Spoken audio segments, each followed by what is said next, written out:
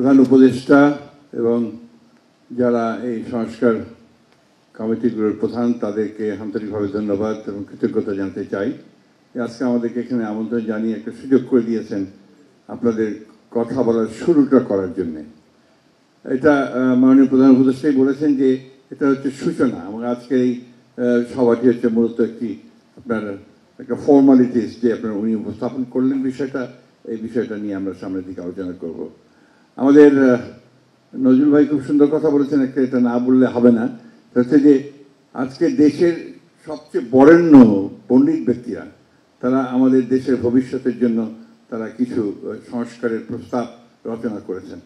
এখন আমরা এটাতে অত্যন্ত গর্বিত, আনন্দিত এবং আমরা বিশ্বাস করি যে এখান থেকে আমাদের অনেক ভালো কিছু নিশ্চয়ই বেরিয়ে আসবে।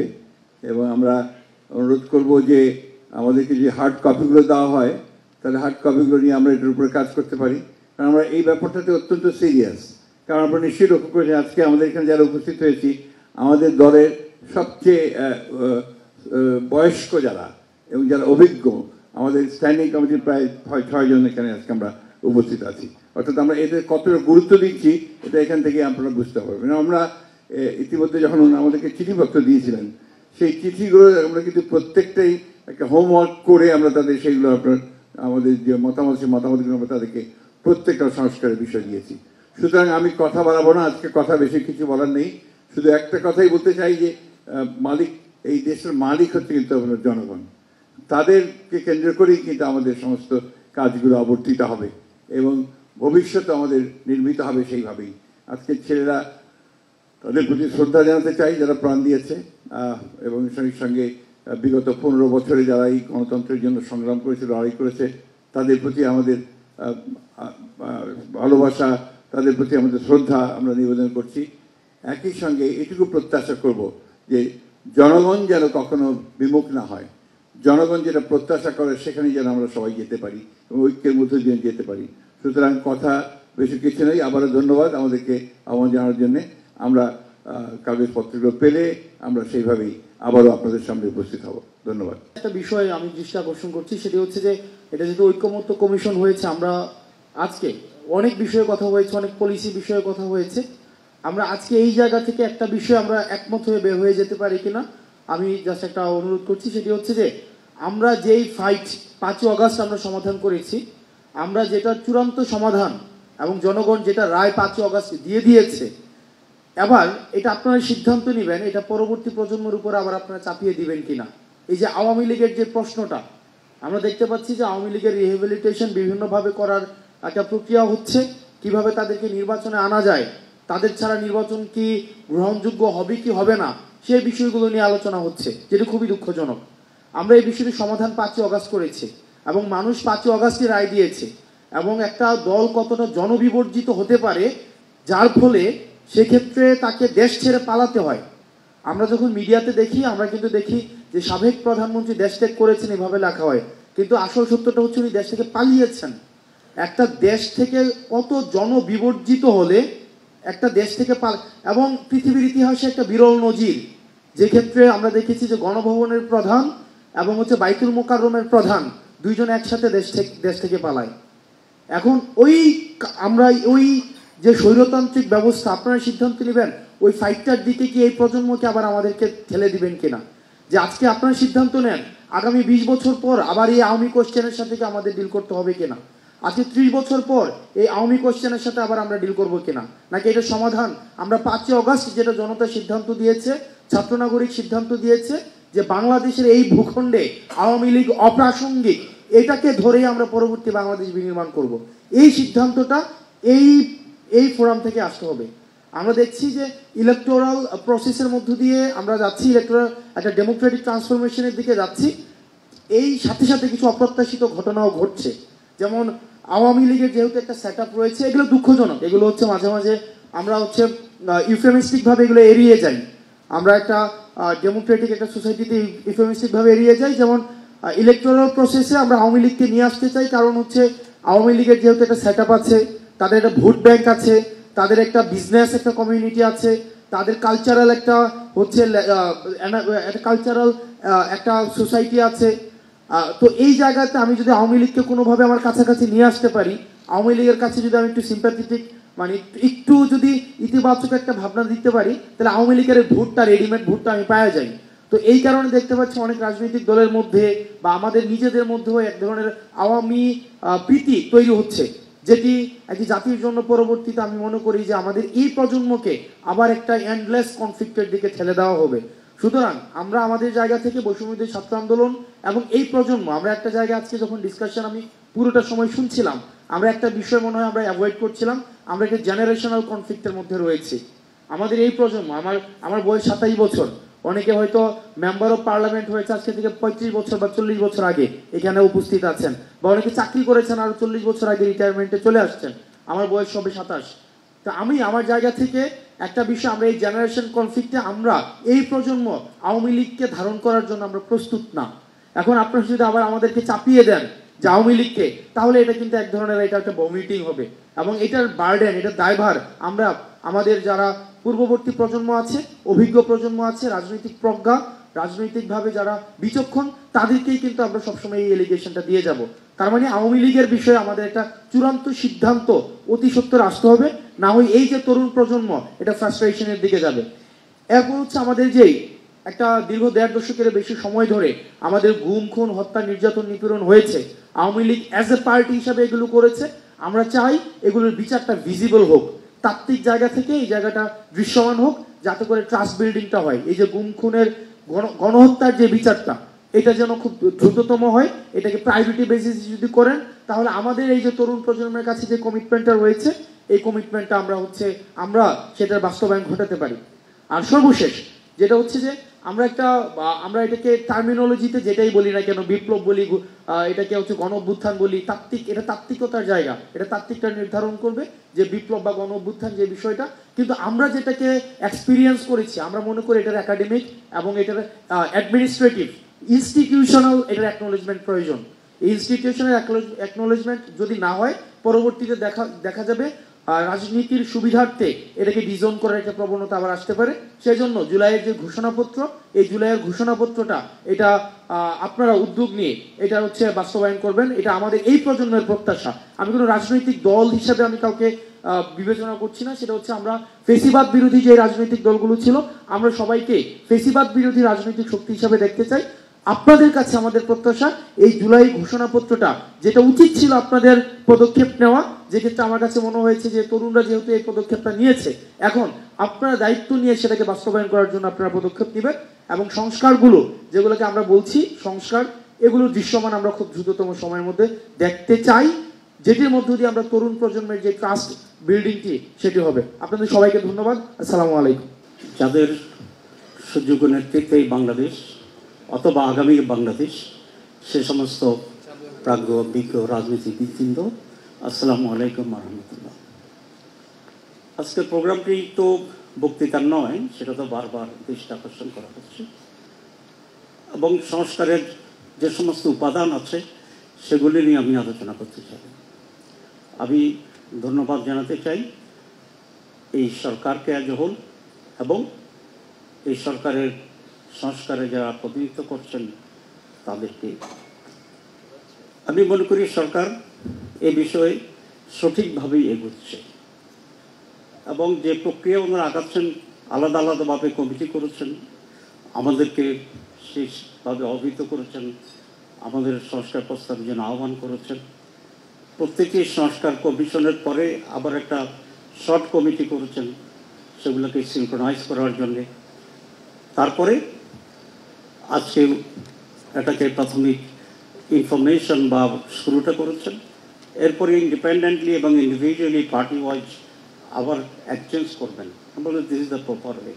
এরপরে আবার যত একটা প্রোগ্রাম এখানে হতে পারে এবং আমরা ঐক্যমত্যে পৌঁছব। আমরা এটা মনে করি যে 71 সাল থেকে 24শে অগাস্ট পর্যন্ত বাংলাদেশে নানা সরকার শাসন করেছে, ক্ষমতার পরিবর্তন হয়েছে, নানা ঘটনা এবং অঘটন ঘটেছে, কিন্তু আমাদের মৌলিক কোনো পরিবর্তন, গুণগত পরিবর্তন খুব কমই হয়েছে। 5 অগস্টে যেহেতু একটি মহা অর্জন আমাদের হয়েছে সকলের সম্মিলিতভাবেই, এটিকে একটি আপগ্রেডেশন হিসাবে, কোয়ালিটেটিভ আপগ্রেডেশন হিসাবে গ্রহণ করে আমরা যদি পজিটিভ পরিবর্তনের দিকে সকলের ঐক্যমত্যের ভিত্তিতে অগ্রসর হতে পারি, তাহলে বাংলাদেশ কিছুটা লাভবান হবে। না হলে বিগত 54 বছরের মতো এরকম অনেক 54 আমাদের কাছ থেকে চলে যাবে। আমি সেই কারণে সংস্কারের যে উদ্যোগটা নিয়েছে এটাকে অত্যন্ত প্রয়োজনীয় মনে করি। এখন নির্বাচন সংস্কার, জাতীয় নির্বাচন, স্থানীয় নির্বাচনের যে কথাটি আসছে, বাংলাদেশ জামাত ইসলামী শুরু থেকেই খুব স্পষ্ট করে এটা বলেছে যে আমরা কিছু গুরুত্বপূর্ণ সংস্কার প্রয়োজন মনে করি নির্বাচনের আগে, এবং এই প্রয়োজনীয় সংস্কার করার পর যত শীঘ্র সম্ভব নির্বাচন অনুষ্ঠান করা এটা অবশ্যম্ভব। এবং মহামান্য প্রধান উপদেষ্টা বলেছেন নির্বাচন সংস্কার একসাথে চলবে।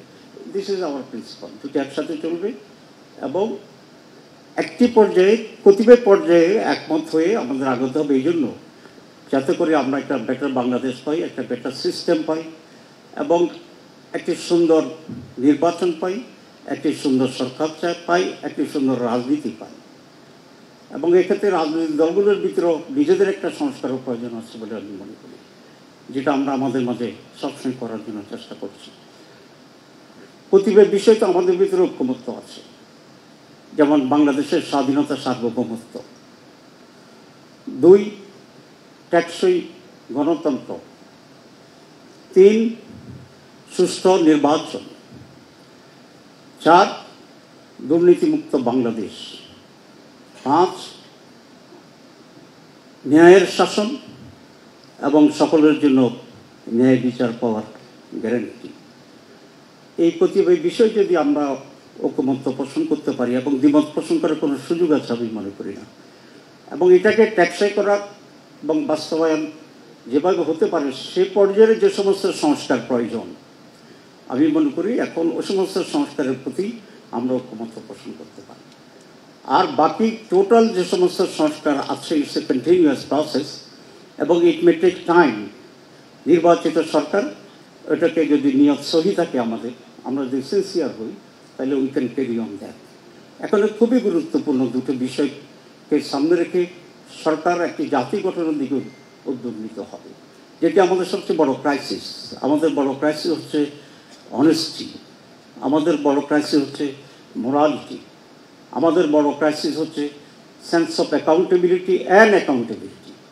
সুতরাং একটি জাতি, একটি কালচারের ভিতরে, রাজনীতি, অর্থনীতি, সামাজিক সব কালচারের ভিতরে এ সমস্ত বেসিক ভার্চুসগুলো যাতে কীভাবে আমরা আনতে পারি, এটি সকল রাজনৈতিক দলের দায়িত্ব এবং যারা যখন সরকার থাকে তাদের দায়িত্ব। সেই রকম একটি পরিবর্তিত moral based, education based, honesty based একটা ফরওয়ার্ড গোয়িং নেশন সেন্টিমেন্ট যদি তৈরি করা যায়, তাহলে আমরা আশা করি সময়ের ব্যবধানে বাংলাদেশ সঠিক জায়গায় পৌঁছবে এবং আমরা একটি সুন্দর বাংলাদেশ রেখে পারবো আমাদের নেক্সট জেনারেশনগুলোর জন্য। আমি এই কথা বলেই এই আশাবাদ ব্যক্ত করি এবং যেটাই পজিটিভ তার প্রতি জামাত ইসলামের সমর্থন আছে, এটা খুব ফ্র্যাঙ্কলি এবং ব্ল্যাঙ্কলি বলে। আর যারা 5 আগস্টে, সেই 2 আগস্টে বিপ্লবে জীবন দিয়েছেন, রক্ত দিয়েছেন, ত্যাগ করেছেন, তাদের সেই ত্যাগের প্রতি শ্রদ্ধা জানিয়ে আমি আমার বক্তব্য শেষ করছি। ডিটেলস আমরা যখন কমিটি বলবে তখন আমরা বলবো ইনশাআল্লাহ। আসসালামু আলাইকুম কমরেডস, হযরত ওলামা একরাম এবং যারা আছেন আমাদের আজকে এখানে, আমরা 71-এর জেনারেশন, 90-এর জেনারেশন এবং 24-এর জেনারেশন এই ফরেন সার্ভিস একাডেমিতে একত্রিত হতে পেরেছি। এটা আমাদের জীবনে আপনাদের কাছ থেকে শিখছি। আপনারা আমাদের এই যে যারা সন্তান তুল্য আছে, আমাদেরকে আপনারা দেখছেন, এটা আমাদের জন্য একটি বড় পাওয়া। এবং যারা আমরা 5 তারিখে সবাই ঐক্যবদ্ধভাবে মাঠে ছিলাম, আমরা সবাই আজকে আবার এই মিলন মেলায় সবচেয়ে বড় একসাথে সবাই একত্রিত হতে পেরেছি। এই জন্য আমরা সবাই নিজেদের জন্য একটা হাততালি দিতে পারি।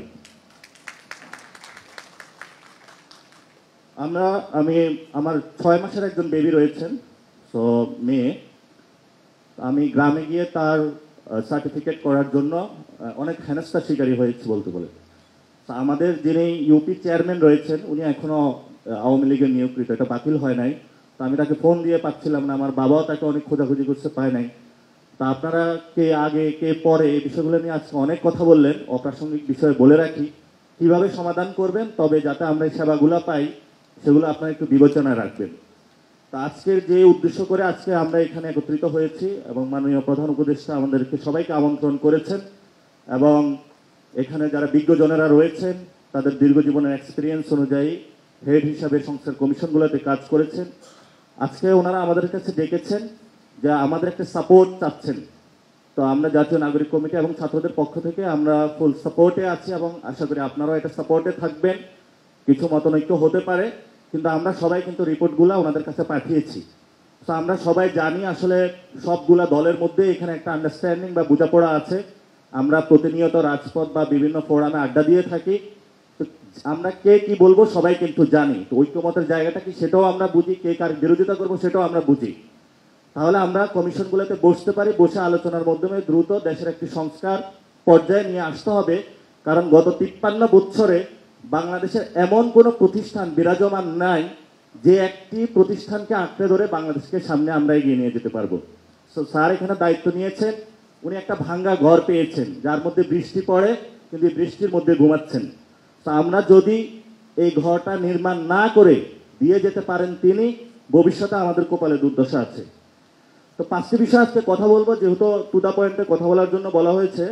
সেটা হলো প্রধান উপদেষ্টা যে জুলাই চার্টারের কথা বলেছিলেন, আমাদের কিন্তু এই সংস্কারের সব কমিশনের সহ একটি সুন্দর জুলাই চার্টার প্রয়োজন এবং এই জুলাই চার্টার যে করব আমরা সেটার একটি আইনি বাধ্যবাধকতা প্রয়োজন। কারণ পরবর্তী যারা সরকারে আসবেন তাদের কিন্তু এই কাজটা চালিয়ে যেতে হবে। আমাদের স্বল্প মেয়াদী যে সংস্কারের কার্যক্রমগুলা স্যার শুরু করে দিয়ে যাচ্ছেন আমাদের সবাইকে, কিন্তু শেষ করার দায়িত্ব হলো আমাদের।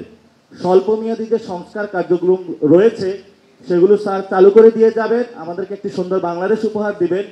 কিন্তু গত 53 বছরে বাংলাদেশের যা অবস্থা হয়েছে এটা কিন্তু দীর্ঘ সময় ধরে সংস্কারের প্রক্রিয়াটা চলমান থাকবে। সেই সংস্কার প্রক্রিয়াটা চলমান থাকার জন্য আমাদের যেমন একটি চার্টার প্রয়োজন, সেই চার্টারের আবারই হলো একটি আইনি বাধ্যবাধকতাও প্রয়োজন। এটা আপনারা হলো সবাই ভেবে দেখবেন এবং আশা করি স্যারও এই বিষয়ে ভেবে দেখবেন। সেকেন্ড যে বিষয়টি আছে সেটা হলো আমাদের সংবিধান প্রণয়ন বা সংস্কারের ক্ষেত্রে যদি আমরা একে স্থায়ী রূপ দিতে চাই, এখানে আমরা আওয়ামী লীগের বিরুদ্ধে ঐক্যবদ্ধভাবে 5 তারিখে মাঠে ছিলাম, কিন্তু 72 সালে যে সংবিধানটা রয়েছে এই সংবিধানের মধ্য দিয়ে আমরা মনে করি যে বহুদলীয় গণতন্ত্রের বিকাশ বাংলাদেশে অসম্ভব এবং মানুষগুলোকে, বাংলাদেশের অসংখ্য মানুষকে 72 সালে সংবিধানে খারিজ করা হয়েছে। 24-এ আওয়ামী লীগের বিরুদ্ধে এবং তার দোষরদের বিরুদ্ধে আমরা সবাই রক্ত দিয়েছি। এই রক্তের মূল্যটা তখনই মূল্যায়িত হবে যদি সবাই আমরা ঐক্যবদ্ধভাবে শ্রমিক, মজুর, কুলি সবাইকে নিয়ে একটি গণপরিষদ নির্বাচনের দিকে যেতে পারি। এই গণপরিষদ নির্বাচনে গিয়ে যদি আমরা একটি সুন্দর সংবিধান প্রণয়ন করতে পারি যেটা বাংলাদেশের সকল মানুষকে ধারণ করে, ওই গণপরিষদের যে সভা রয়েছে সেটা যদি পার্লামেন্টারি সভায়, আইন সভায় আমরা রূপ দিতে পারি, আমরা মনে করি তাহলে বাংলাদেশের ভবিষ্যৎ সেখানে নির্ধারিত হবে। আদারওয়াইজ বাংলাদেশে একটি সংকটের জায়গা থেকে বাংলাদেশ বিশ্ব মঞ্চে হাজির হবে। স্যার দায়িত্ব নিয়েছেন, আমাদেরকে শুরু করে দিয়েছেন, আমরা যদি শেষ করতে না পারি এটা আমাদের ব্যর্থতা হবে। আমরা ওই ব্যর্থতার জায়গায় যেতে চাই না। 5 তারিখে আমরা সফলতার পরিচয় দিয়েছি, আমরা সবাই ঐক্যবদ্ধভাবে মাঠে ছিলাম। আর এখানে বারবার একটা কথা আমাদের সামনে এসে থাকে যে 15 বছরে কি কিছু করা হয় নাই? অবশ্যই আমরা সবাই করেছি। 13 সালে আমি একজন ইন্টারমিডিয়েট স্টুডেন্ট ছিলাম, সারা রাত আমাকে নির্বাক পাটা উপরের দিকে দিয়ে মাথাটা নিচের দিকে পুরো রাত ওসি আমাকে পিঠাইছে। 13 সাল কি 5 তারিখ ছিল? ছিল না। আমার সাথে ক্লাস 6-এর একটা বাচ্চা ছিল, তামিলুল মিল্লাতে পড়াশোনা করতো, ওই বাচ্চাটাকে ধরে আনে সারা রাত তাকে পিটানো হয়েছে। তো সবাই আমরা নির্যাতিত, দল মত নির্বিশেষে, পক্ষ গোষ্ঠী সবাই নির্যাতিত। 5 তারিখও আমরা নির্যাতিত হয়েছি, এখনো তো নির্যাতিত হচ্ছি। নির্যাতন বন্ধ করতে হলে তো সংস্কার কাজগুলো আমাদের চালু করতে হবে। এই যে জেলের মধ্যে তো আমরা সবাই থাকতে হবে, ঘর আর বাড়ি জেল তো আমাদের সমান হবে। জেলের মধ্যে আমরা কি অবস্থা, আমিও জেলে ছিলাম, গারদগুলোতে ছিলাম, কি অবস্থা সেটা আপনারা দেখেছেন। তো সবগুলো বিষয়ের যদি আইনি কাঠামো যদি আমরা ঠিক করতে না পারি, যেটা আমাদের মূল সংবিধান, তাহলে আমাদের ভবিষ্যৎ কপালে খুব দুর্দশা আছে।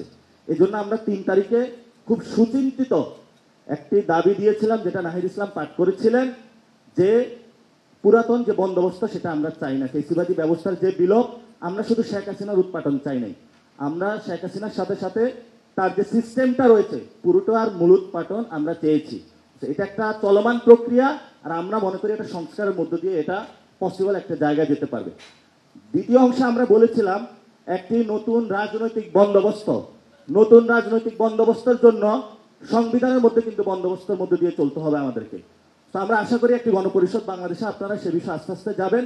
এটা যদি নাও পারি, আমাদের এই মাসে যে দলটা আসবে, আমাদের আগামীর রাজনৈতিক লাইন এটা হবে, এবং আপনারা সবাই আশা করি সে লাইনের সাথে থাকবেন, আমাদেরকে সাপোর্ট দিবেন, আপনাদের সন্তানদেরকে। কারণ আমি শুধু একটা জায়গায় রিপ্রেজেন্টেশন করি না, আমি আপনার মেয়ে বা ছেলে রিপ্রেজেন্টেশন করি। তা আপনার মেয়ের ছেলের যে ভবিষ্যৎ যে বাংলাদেশে আসবে, আপনার মেয়ের ছেলের যে ভবিষ্যৎ যদি আপনি চিন্তা তাকে ঘোরে না দিয়ে যেতে পারেন, আপনি বাপ ভাই হিসাবে দায়বদ্ধতার জায়গা থাকবেন। আশা করি বাপ ভাই এবং ফিউচার বাংলাদেশের জেনারেশনের জন্য, আমাদের জন্য আপনারা অনেক করেছেন, এই কাজটা আমাদেরকে আল্লাহ হস্তে করে দিয়ে যায়। একটি গণপরিষদ, আমরা একটি সুন্দর সংবিধান চাই, যে সংবিধানের মধ্য দিয়ে সুন্দর করে আমরা বাংলাদেশটা গড়তে পারবো। আজকে সবাই আমরা একত্রিত হতে পেরেছি, আপনাদের কথাগুলো শুনছি, আপনাদের থেকে শিখছি, ভবিষ্যতেও শিখবো।